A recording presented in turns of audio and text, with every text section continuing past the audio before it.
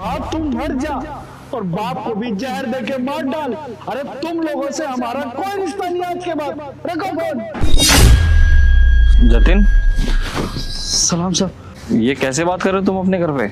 अरे छोड़िए साहब, ये हमारा पर्सनल प्रॉब्लम है। जाइए आप काम कीजिए अपना। पर्सनल प्रॉब्लम होती है ना तो ये ऑफिस के बाहर नहीं सॉल्व कर रहे होते तुम? बताओ क्या प्रॉब्लम है? छोड़िए ना साहब, कोई प्रॉब्लम नहीं है, आप काम कीजिए जाके। अरे जब कोई प्रॉब्लम नहीं है तो तुम अपनी मम्मी को ऐसा क्यों कह रहे हो कि तुम मर जाओ और अपने पति को भी जहर दे के मार दो? वो तो तुम्हारे माँ बाप है ना, तुम अपना परिवार खत्म करने पे क्यों तुले हुए हो? साहब अगर वो माँ बाप होते ना तो उनको परवाह होता कि उसका बच्चा क्या कर रहा है, कैसे जी रहा है, क्या खा रहा है या खा भी रहा है कि नहीं। माँ बाप नहीं है, वो राक्षस है, राक्षस। जतिन तुम पागल वागल हो क्या? कोई अपने माँ बाप को ऐसा थोड़ी ना बोलता है। अरे गुस्से में उन्होंने कुछ बोल दिया होगा, इसका ये मतलब थोड़ी ना है कि तुम उनको ऐसा बोलोगे। साहब गुस्से में नहीं बोल रहे हैं, अरे उन्होंने ना बचपन से जवानी खराब कर दिया हमारा। अरे आप हमारा मजबूरी क्या समझ पाएंगे, इसलिए बोल रहे हैं कि आप जानने का कोशिश मत कीजिए, आप चाहिए काम कीजिए, ऑफिस संभालिए अपना। देखो जतिन, मुझे लगता है कि तुम बहुत ज्यादा परेशान हो। देखो दुख ना बांटने से ही कम होता है। शायद तुम अगर हमें अपनी प्रॉब्लम बताओगे तो शायद उसका कोई सॉल्यूशन निकल जाए। साहब हमें अपने घर की बात बता के ना यहाँ पर हंसी नहीं उड़वाना है अपना, हमें कुछ नहीं बताना आपको, कुछ भी नहीं। अरे जतिन कैसी बात कर रहे हो तुम काम करते हो हमारे यहाँ और तुम अगर हमें कोई प्रॉब्लम बताओगे तुम्हें क्या लगता है हम उसकी हंसी उड़ाएंगे? अरे उसका सॉल्यूशन देंगे तुम्हें। साहब हमारी प्रॉब्लम का ना कोई सॉल्यूशन नहीं है, लेकिन आप पूछ रहे हैं ना तो हम आपको बताएंगे। दरअसल हमारी अपनी माँ नहीं है, सौतेली माँ है, सौतेली, और सौतेला होने का पूरा फर्ज निभाती है। दरअसल हमारी माँ ना हमारे बचपन में ही चल बसी, तो हमारे बाप ने सोचा कि शादी कर लेते हैं दूसरा, दोनों बच्चा पल जाएगा, तो शादी कर लिया। उसको लगा कि वो अपना जिम्मेवारी पूरा कर लिया। अरे साहब दिन रात दारू पीता था और माँ को बस शौक था श्रृंगार करने का, सजने संवरने से फुर्सत नहीं मिलता था। अरे बच्चा लोग खा रहा है कि नहीं खा रहा है, क्या कर रहा है, कुछ परवाह नहीं था। ले दे के हमारा अपना कहने वाली हमारी एक छोटी बहन, बहुत मानते थे साहब उसको। फिर एक दिन उसका बहुत तबीयत खराब हो गया। अरे माथा बुखार से तप रहा था उसका। हम जाके बाप को बोले कि बाबूजी उठिए उठिए, छुटकी को अस्पताल लेके जाना है। तो बोले भाग जाए यहाँ से, हम कहीं नहीं जाएंगे। हमको लगा पी रखे हैं नहीं जाएंगे, तो हम माँ के पास गए। हम बोले माँ छुटकी को अस्पताल लेके चल, मर जाएगी। बोली कि नहीं हम कहीं नहीं लेके जाएंगे, मरती है तो मरने दीजिए। हमारी आंखों के सामने हमारी बहन दम तोड़ दी साहब, तड़प तड़प कर मरी है। और आपको लग रहा है कि हम उस माँ को माफ कर दे? हम उसी दिन सोच लेते साहब कि इस औरत से कोई रिश्ता नहीं रखेंगे, कोई संबंध नहीं रखेंगे। हमको फोन करके बोलती है कि तबीयत खराब है, दवाई ला दो। अरे हम क्यों दे दवाई, हम नहीं देंगे दवाई। अरे जैसा हमारा बहन तड़प तड़प के मरी है ना साहब, ऐसे ही तड़प तड़प के मरेगी वो। हमें उसका सेवन नहीं करना है, बस इसलिए बोल रहे थे कि मर जा, बाप को भी जहर दे के मार डाल।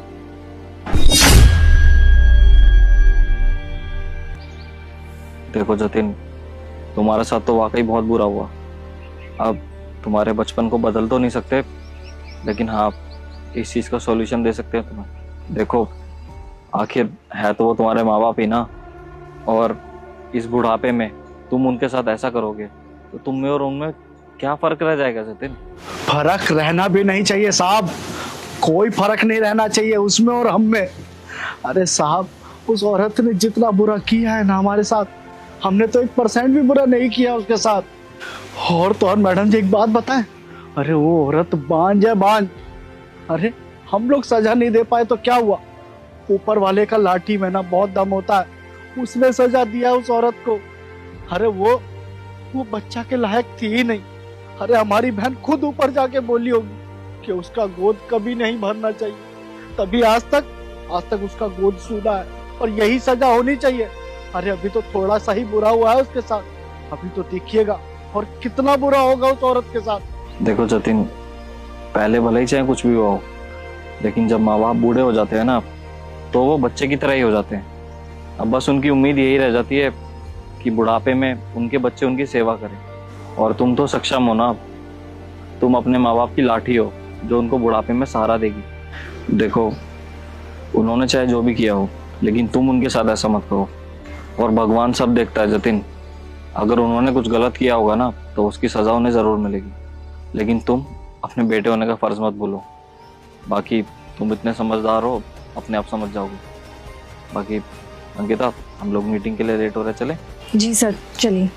चलते हम लोग, चलो। सुनिए जी, नहीं करना आपको यहाँ पे कोई काम। क्या कर रही हो, पगला गई हो का? टोपी काहेला फेंका है? हाँ हाँ, हम पगला गए हैं और बिल्कुल सही कह रहे हैं। तुम्हें सिर्फ काम करने से मतलब है, काम करते रहते हो, पैसे मिल रहे हैं तुमको। पूरे 3 महीने हो गए यहाँ काम करते करते, एक फूटी चवन्नी नहीं मिली है यहाँ से।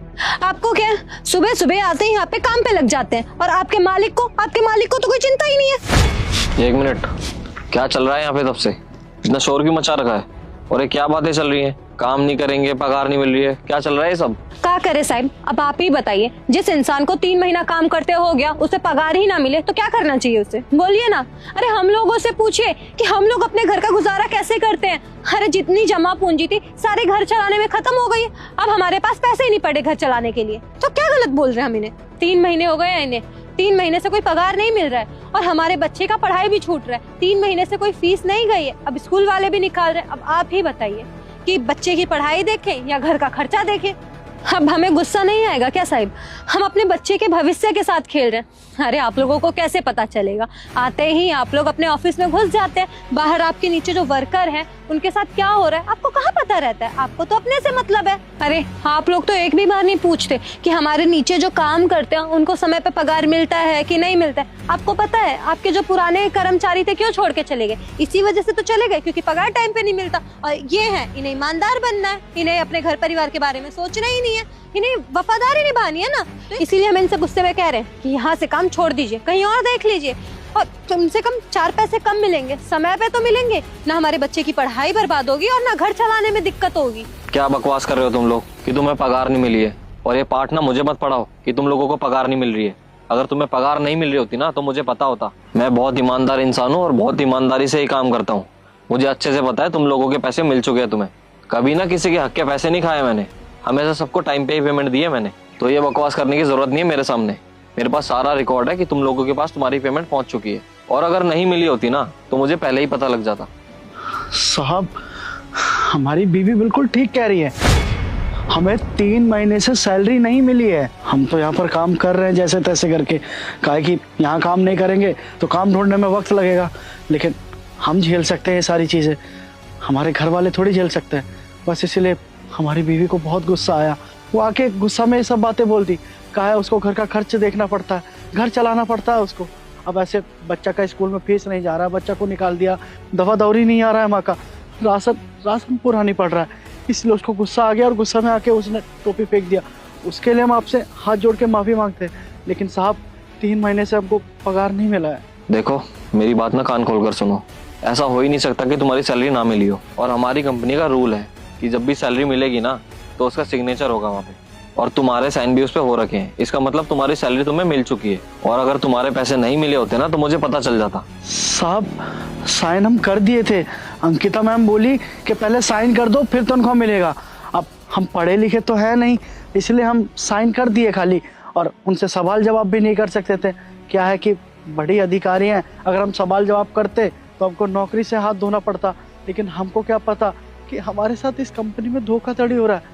साहब, सच बताए तो पहले यहाँ जो प्यून काम करता था ना, उसका भी सैलरी 2 महीने से नहीं मिला था।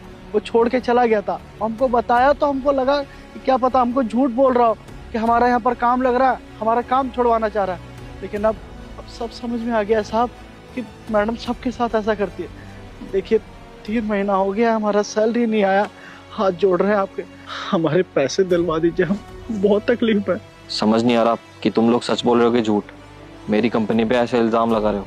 ठीक है, अगर ऐसी बात है ना तो मैं सच्चाई की तह तक जाके रहूँगा और तुम्हारे पैसे तुम्हें ला कर दूंगा। तब तक के लिए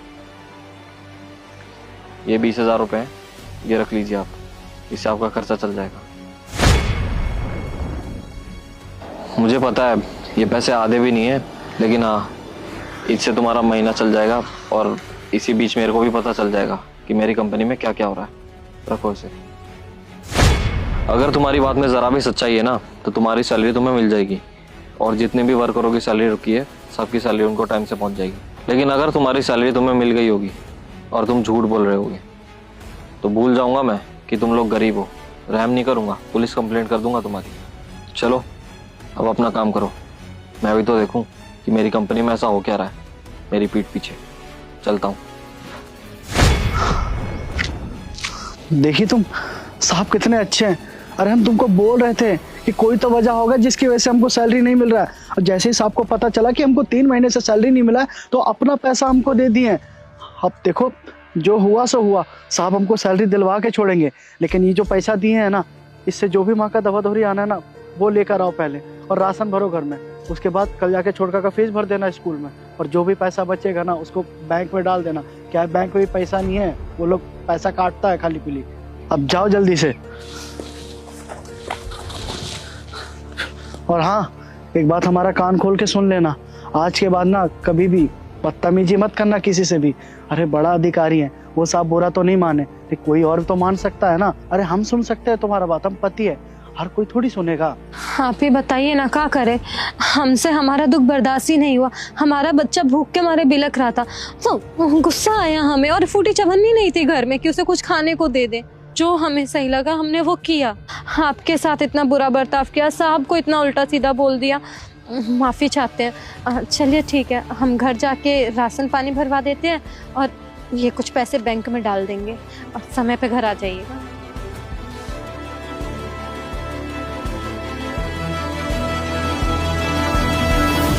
सर आपने बुलाया था मुझे?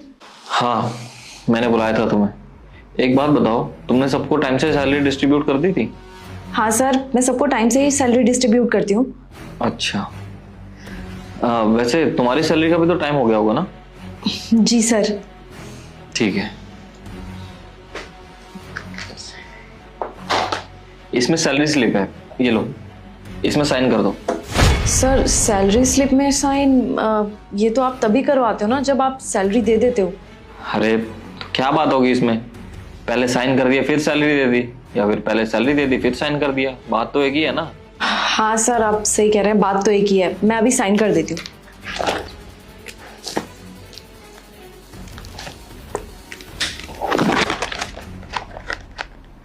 ये लीजिए सर।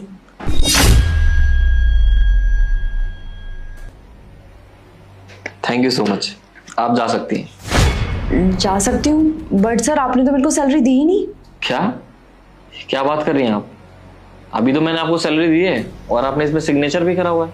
सर आप ये कैसी बातें कर रहे हो? आपने तो कहा था कि पहले साइन कर दो फिर तुम्हें सैलरी मिल जाएगी। अरे आप क्या बातें करी जा रही हैं, बिना सैलरी के आप थोड़ी ना साइन कर देंगे इस पे। आपको सैलरी मिली है तभी तो आपने साइन करा है ना। सर देखिए, अगर आप मेरे साथ कोई भद्दा मजाक कर रहे हैं ना तो अभी बहुत ज्यादा हो चुका है। मेरे को सैलरी की जरूरत है सर, प्लीज मेरे को मेरी सैलरी दे दीजिए। भद्दा मजाक मैं कर रहा हूँ या तुम कर रही हो? पिछले 6 महीने से क्या हरकत कर रही हो ना, सब पता है मुझे। मैंने क्या किया सर? तुम गरीबों का हक मार रही हो। सभी एम्प्लॉयज से तुम सैलरी स्लिप पे साइन करवा लेती हो, लेकिन उनको सैलरी नहीं दे रही हो। अब बताओगी तुम कि क्यों कर रही हो ये सब? वो सर, मैंने अभी रिसेंटली नई कार ली थी, तो उसकी वजह से बहुत ज़्यादा खर्चा हो गया था, तो इसी वजह से मैं ये सब कर रही थी, क्योंकि मेरी सैलरी में पूरा हो नहीं पा रहा था। ये सब तुम्हारी पर्सनल चीजें थी, इन सब में उनको इन्वॉल्व करने की क्या जरूरत थी? और एक बात बताओ, तुम्हारी सैलरी 50,000 रुपए है और वो पैसे भी तुम्हें कम पड़ रहे हैं, तो तुम्हें गरीबों का हक मारना पड़ रहा है। तुमने उन गरीबों को सोचा भी है? वो बेचारे 3-4 महीनों से कैसे एडजस्ट कर रहे होंगे। I am so sorry sir, लेकिन मैं जल्दी उनके सारे के सारे पैसे लौटा दूंगी। जल्दी तो तुम तब लौटाओगी ना जब इस कंपनी में रहोगी। नहीं सर, प्लीज मेरे को माफ कर दीजिए सर, मैं आपके आगे हाथ जोड़ती हूँ, प्लीज मेरे को जॉब से मत निकालिए। I need this job sir. नौकरी से तो मैं तुम्हें निकालूंगा ही, लेकिन सारे गरीबों के पैसे देने के बाद, और वो पैसे तुम्हें आज के आज उन सभी को देने पड़ेंगे, वरना मैं पुलिस को बुलाऊंगा। पुलिस? नहीं सर प्लीज थोड़ा तो टाइम दीजिए, मैं इतने सारे पैसे इतनी जल्दी अरेंज कैसे करूंगी सर? वो सब मेरा प्रॉब्लम नहीं है, ये सब तुम्हें करने से पहले ही सोचना चाहिए था कि वो पैसे कहाँ से दोगी। अब जल्दी से एक फाइल बनाओ और जितने भी लोगों के तुमने पैसे मारे हैं ना, उन सब की लिस्ट तैयार करो और सारे के सारे ड्यू आज क्लियर करना। जी सर। अब शक्ल मत देखो मेरी, जाओ यहाँ से। तुम्हारी वजह से ना एक ईमानदार इंसान पर उंगली उठी है।